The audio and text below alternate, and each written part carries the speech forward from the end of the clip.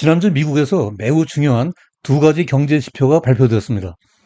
하나는 3분기 국내 총 생산, 즉 GDP, 그리고 다른 하나는 파월 연준 의장의 지표라고 불리는 개인 소비 지출, 즉 PCE 물가 지수입니다. 3분기 GDP 결과는 4.9% 성장하여 최근 2년 동안 가장 뜨거웠습니다. 9월 PCE 결과도 대체로 시장의 예상치에서 크게 벗어나지 않았습니다. 하지만 데이터를 자세히 들여다보니 장밋빛 성장의 핵심 물가 지수는 여전히 끈적끈적했습니다. 결과적으로 3분기 GDP 성장 서프라이즈에도 불구하고 경기 침체의 경고음이 이곳 저곳에서 들려오고 뉴욕 증시도 조정 국면에 진입하고 있습니다. 따라서 오늘 포커스 경제톡의 주제는 미 GDP 정점 찍고 경기 침체 불안에 떤다입니다. 오늘의 이슈 포인트는 GDP, PCE 지표 핵심 분석, 장단기 금리와 경기 침체 신호, 그리고 시사점과 대응 방안 등입니다. 자, 이제 그러면 그 상세한 이야기 속으로 들어가 보겠습니다.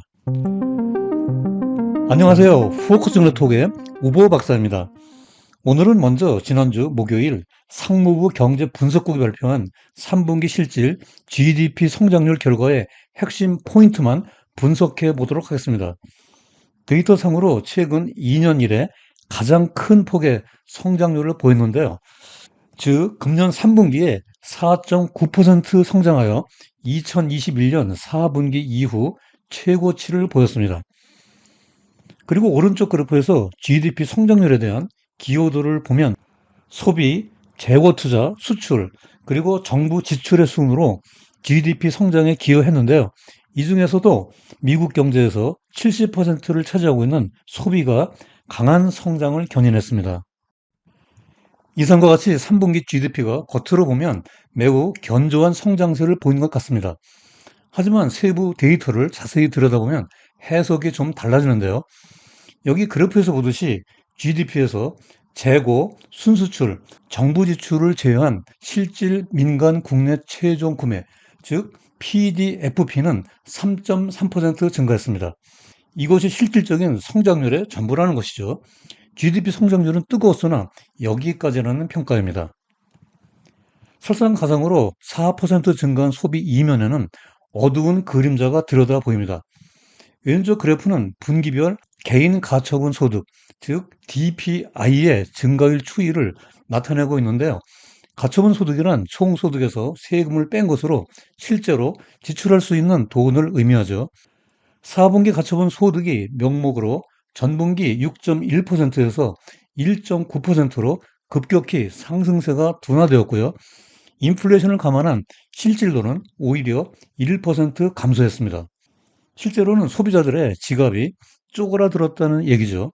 그런데 소비 지출에 충당한 돈은 어디서 나왔을까요? 코로나 팬데믹 때 받은 정부 지원금이 아직 남아 있고요. 저축할 돈을 줄여서 지출에 충당한 것입니다. 결과적으로 저축률이 글로벌 금융위기 때 최저인 3.8%까지 하락했습니다. 이것이 뜨거운 3분기 GDP 결과가 장밋빛 성장일 수도 있다는 의문이 남는 하나의 이유입니다. 더군다나 3분기에 정점을 찍은 GDP 성장률이 4분기에는 대폭 둔화될 전망인데요. 향후 GDP 성장률에 대한 기대치를 실시간으로 보여주는 애틀란타 연준의 GDP 나우를 보면 4분기 GDP 성장이 2.3%로 둔화될 것으로 예상됩니다. 오른쪽 블룸버그 이코노믹스 GDP 나우 캐스트 모델은 더 보수적으로 4분기 성장률이 1.1%로 떨어질 것으로 추정하고 있습니다. 이에 따라 웰스파고 그룹은 미국 경제가 조만간 경기 침체에 빠질 가능성이 크다라고 예상하면서 2024년 2분기에 구체화될 것이라고 믿는다고 밝혔습니다.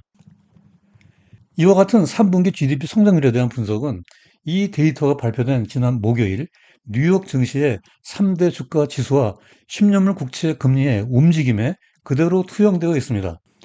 처음 오전장에는 약 보합세를 보이다가 GDP 성장률에 대한 해석이 엇갈리면서 오후장에 급락세로 돌아섰습니다.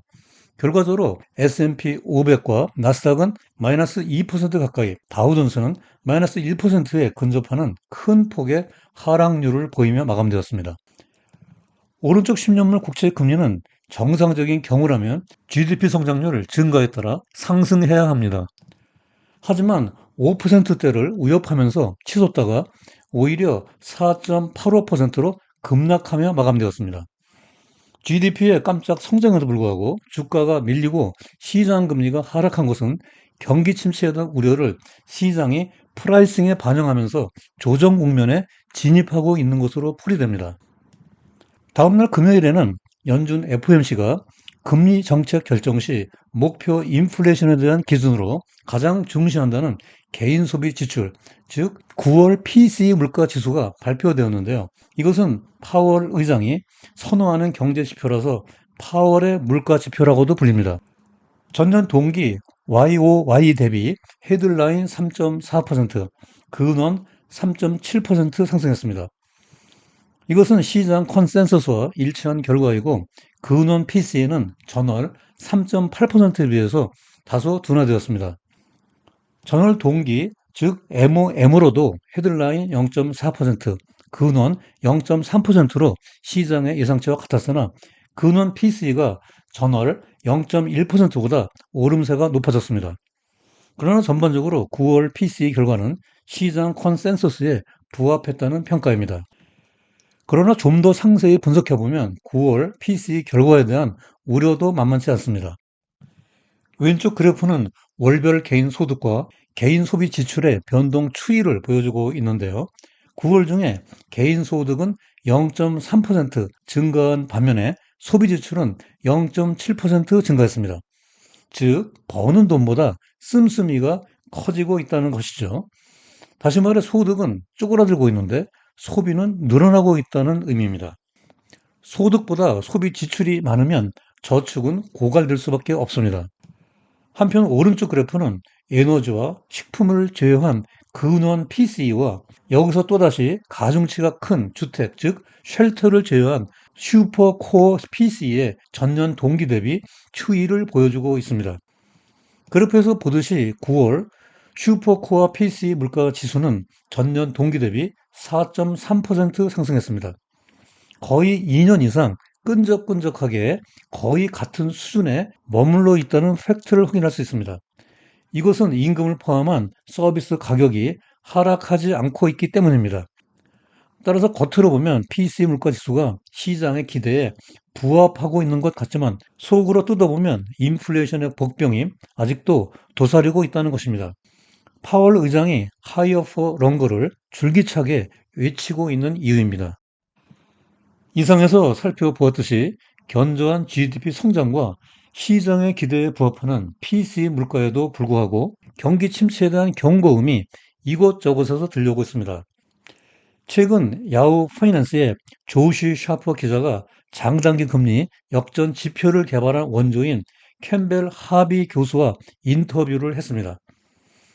하비 교수는 역전된 장단기 금리가 조만간 플러스로 돌아설 것으로 예상하고 있습니다. 작년 10월부터 역전되기 시작한 10년물과 3개월물 국채금리 차는 지난 6월 1일 마이너스 189bp까지 벌어졌었으나 최근 마이너스 73bp까지 좁혀졌습니다. 조만간 플러스로 정상화되며 역전이 풀릴 듯합니다. 하비 교수는 장단기 금리와 경기 방향성에 대해 지난 8월부터 더 회의적이었다고 첨언했습니다. 이때가 바로 10년물 국채 금리가 4%대를 뚫고 급등하기 시작한 시기인데요. 하비 교수는 장기 금리가 단기 금리보다 빠르게 오르는 현상에 주목하고 있었던 것입니다. 여기서 잠시 간단한 채권 이론으로 되돌아가 볼까요? 장단기 금리 역전이 풀리는 데는 두 가지 형태가 있는데요. 먼저 베어 스티프닝입니다.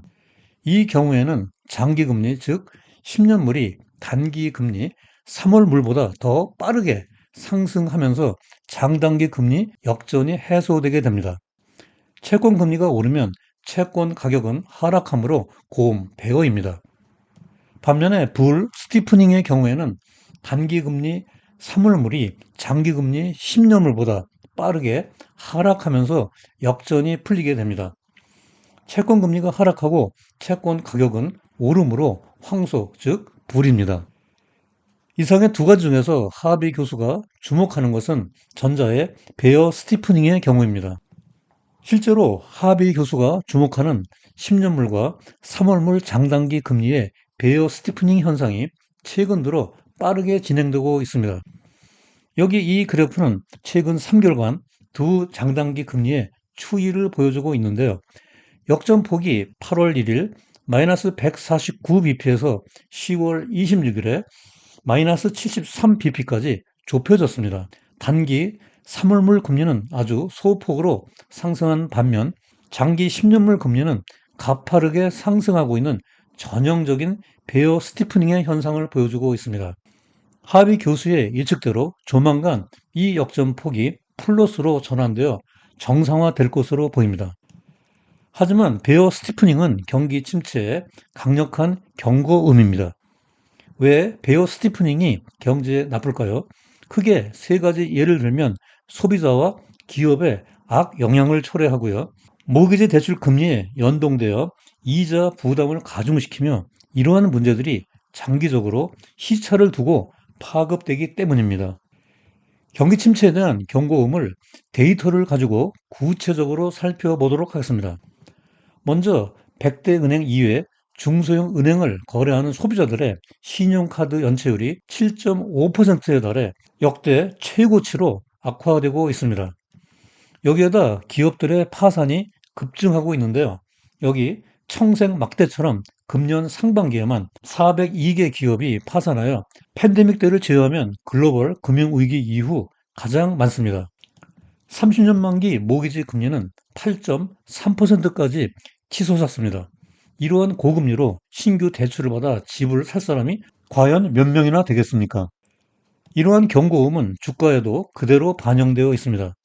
지난 1년간 S&P 500 지수가 8% 상승하는 동안에 금리에 민감한 부동산과 유틸리티 관련 주가는 반대로 마이너스 8% 하락했습니다.